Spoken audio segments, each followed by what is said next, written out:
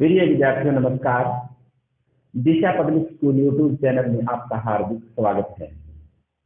तो नवोदय की तैयारी करने वाले सभी विद्यार्थियों के लिए यह क्लास महत्वपूर्ण रहने वाली है। तो इस क्लास को आज हम शुरू करते हैं। नवोदय की क्लास में आज हम करेंगे गुणनखंड के प्रश्न कैसे पूछे जाते हैं। तो गुणनखंड के प्रश्न जैसे ही एग्जाम में आएंगे उसी टाइप के प्रश्न हम हल करते हुए आगे बढ़ेंगे। तो पहला प्रश्न है आज विद्यार्थियों, 80 के अभाज्य गुणनखंड है। 80 के अभाज्य गुणनखंड है।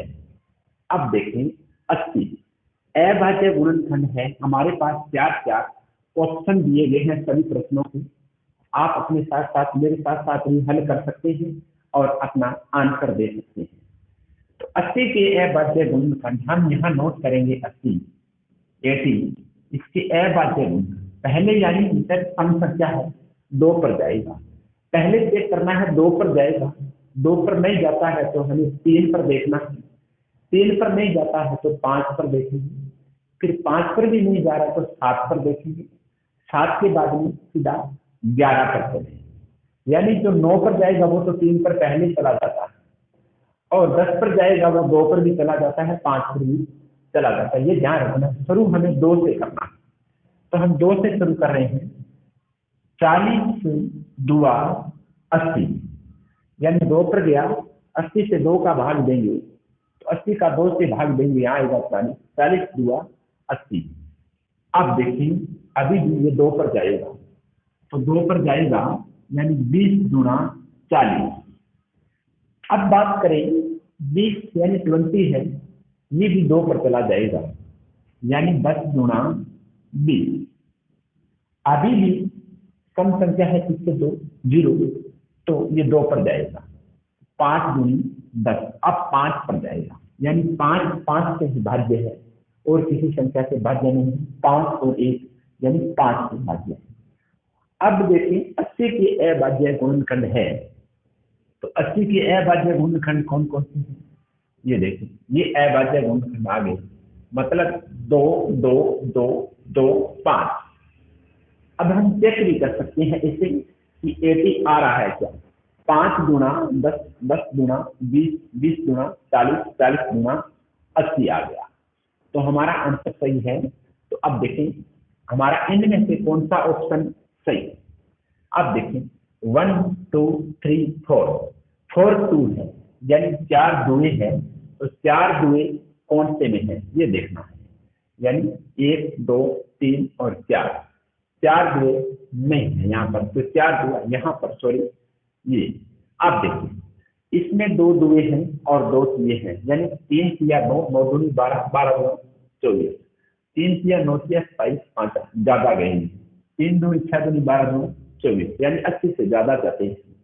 अब देखिए 5 गुणा 10 गुणा 20 गुणा 40, 40 गुणा 80, तो हमारा आंसर आ जाता है ए ऑप्शन हमारा सही है। ए ऑप्शन में आता है जैसे 2 गुणा ये 2 गुणा ये 2 गुणा ये 2 और गुणा 5, यानी ये आ गया हमारा आंसर इसका। 2 गुणा 2 गुणा 2 गुणा 2 गुणा 5, यानी टोटल इसका गुना करेंगे तो 5 गुणा 10 गुणा 20 गुणा 40 गुणा 80, तो ये हमारा आंसर आ गया अभाज्य गुणनखंड। बहुत ही आसान है, लेकिन हम बार बार इसका रिवीजन करेंगे तभी हमारे को आने लगेंगे। अगर हम रिवीजन रोक देंगे, हम कभी किताब को हलाएंगे नहीं, तो हमें कैसे पता चलेगा कि अभाज्य गुणनखंड कौन सा होता है, लघुत्तम समाप्त प्रत्यय कौन सा होता है, महत्तम समाप्त प्रत्यय कौन सा होता है। तो हमने एक 80 के अभाज्य गुणनखंड देखे हैं। अब अगले प्रश्न पर चलते हैं। एक अभाज्य संख्या के कितने गुणनखंड हो सकते हैं। अगर कोई अभाज्य संख्या है तो उसके कितने गुणनखंड हो सकते हैं। तो कितने गुणनखंड हो सकते हैं, 2 गुणनखंड हो सकते हैं, मतलब अभाज्य संख्या। मतलब जैसे ये 3 एक अभाज्य संख्या है। 3 पर किस का जाता है, एक तो समय खुद का जाता है 3 का, और एक है, 1 का जाता है। तो कितने हो गए अभाज्य संख्या के गुणनखंड, कितने हो गए अभाज्य गुणनखंड कितने हो गए, यानी 2 होते। कितने होते, 2। अभाज्य संख्या का एक तो समय का, समय मतलब खुद 3 है, या 5 समय अभाज्य संख्या है, या 7 एक अभाज्य संख्या है, तो 7 का हो गया और 1 1 का हो गया। मतलब इसने पूछा है कि एक अभाज्य संख्या के कितने गुणनखंड हो सकते हैं, तो एक अभाज्य संख्या के 2 गुणनखंड हो सकते हैं। भाज्य संख्या नहीं पूछी हमारी, अभाज्य संख्या पूछी है, अभाज्य संख्या। अभाज्य यानी 3 है, 5 है, 7 खुद खुद की बात करते हैं। ये 3 पर किसका भाग जाता है, 5 पर किसका जाता है, 7 पर किसका जाता है, यानी इस आप खुद ये स्थवीय संख्या है इसका जाएगा, 3 पर 3 का जाएगा और 1 का जाएगा, 5 पर 5 का जाएगा और 1 का जाएगा, 7 पर 7 का जाएगा और 1 का जाएगा। मतलब 2 गुणनखंड हो सकते हैं अभाज्य संख्या के।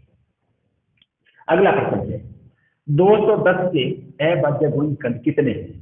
अब देखिए 210 के अभाज्य गुणनखंड कितने हैं। 210 का अभाज्य गुणनखंड अभाज्य गुणनखंड करेंगे, जैसे पहले ये 2 पर जाएगा, इधर सम संख्या है, क्या है, इधर सम संख्या है, सम संख्या 2 है, यानी इस पर भाग जाता है 2 का सर्वप्रथम 2 105 105 दुआ, यानी आप 210 को 2 से भाग देंगे तो 105 आएगा। ऐसे करके देखिए, यानी भाग करके देख सकते हैं 2 से। अगर 2 से इसका भाग जाता है तो जो संख्या है वो यहाँ लिख देंगे। अगर ये संख्या 2 का भाग नहीं जाता, इस संख्या पर हम 3 का भाग करके देखेंगे, 3 का पूरा जाएगा तो वो संख्या यहाँ लिख देंगे। अब 105 आ गया। अब 105 यानी 2 पर जाता है, यानी इधर सम संख्या नहीं है, विषम संख्या है, 2 पर नहीं जाएगा, तो हम पहले 3 पर करेंगे फिर 5 पर देखेंगे। तो 3 पर करेंगे तो 35 या 105, यानी 105 को हम 3 से भाग देंगे तो 35 आएगा, तो 35 दिया 105। अब देखिए 3 पर जाता है क्या, 35 3 पर जाता है, 3 पर 35 नहीं जाता है। फिर उसके बाद 4 पर जाएगा, वो तो पहले 2 पर ही चला जाता था, लेकिन ये 5 पर जाएगा, तो 5 यहाँ लिख देते, 7 यहाँ लिख देते, 7, और 7 क्या है, विषम संख्या है, अभाज्य संख्या है, तो ये 1 आ गया। अब देखिए कितने गुणनखंड हो सकते हैं। 210 के अभाज्य गुणनखंड कितने हैं, तो 1 2 3 4, हमारे पास ऑप्शन है 4। कितने गुणनखंड है, 4, तो हमारा आंसर क्या आ गया, 4 हमारा आंसर आ गया। चौथा प्रश्न है 75 के अभाज्य गुणनखंड है, यानी 75 कोई संख्या है उसके अभाज्य गुणनखंड है।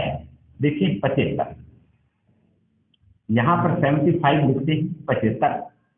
अब देखिए 3 पर जाएगा, 2 पर नहीं जाएगा, विषम संख्या है इसके पीछे यहाँ पर, तो 2 पर नहीं जाएगा, ये 3 पर जाएगा, तो 25 या 75, फिर ये 3 पर नहीं जाएगा, ये जाएगा 5 पर, तो 5 5 25, फिर 5 पर 5 1 5, 3 × 5 × 5 क्या है, 3 × 5 × 5, तो हमारा आंसर आ गया 3 × 5 × 5, 5 5 25 25 या 75, ये हमारा आंसर आ जाता है।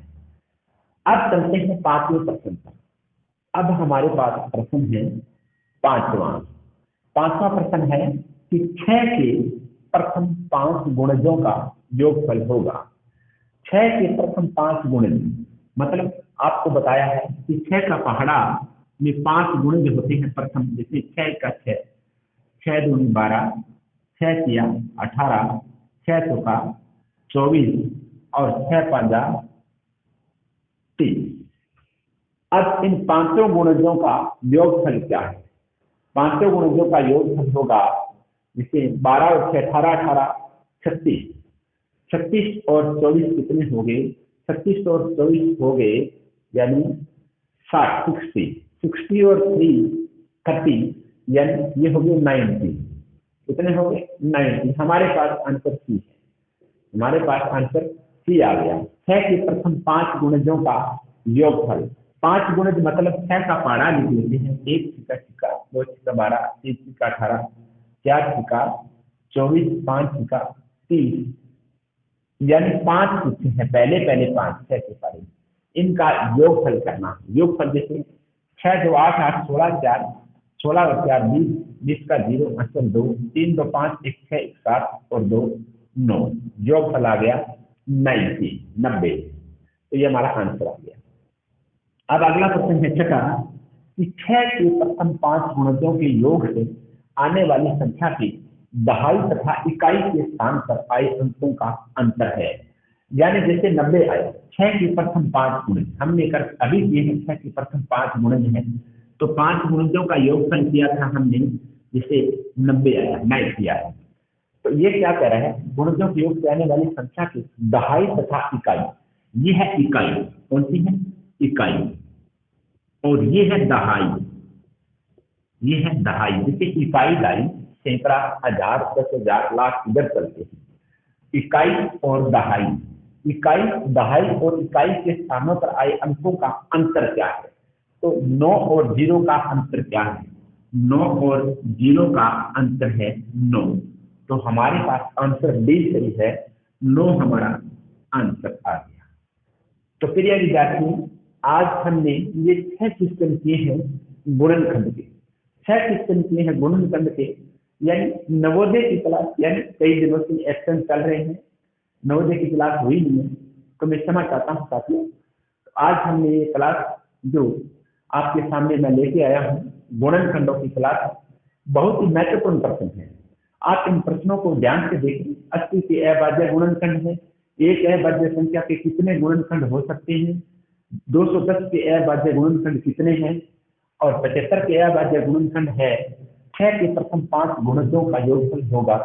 6 के प्रथम 5 गुणजों के योग से आने वाली संख्या के दहाई तथा इकाई के स्थान पर आए अंकों का अंतर क्या है, अंतर 9 है। तो विद्यार्थियों बने रहें दिशा पब्लिक स्कूल यूट्यूब चैनल पर, आपको रोजाना क्लासें मिलेगी नवोदय की, आप देखते रहें, अपनी तैयारी को मजबूत करें।